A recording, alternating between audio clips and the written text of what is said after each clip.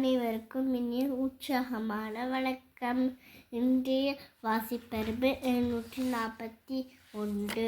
நான் இன்றைக்கு இந்த ஐவகை நியத்து 5வது நியம் பற்றி வாசிக்கப் போகிறேன். பாயை. ஐவகை நியங்கள் பாயை ஒன்றாகும். குறிஞ்சி முல்லை ஆகிய நியங்களுக்கு இடையினான பால்நிலப் பகுதி பாயை. அதாவது காடாகவும் இல்லாமல் மலையாகவும் இல்லாமல் இரண்டும் கலந்து மயங்கி வெப்ப மிகுதியால் திரிந்த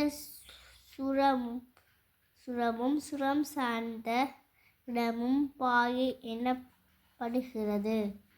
பாயை நில மக்களை எயினர் என அழைப்பார். நன்றி, வணக்கம்.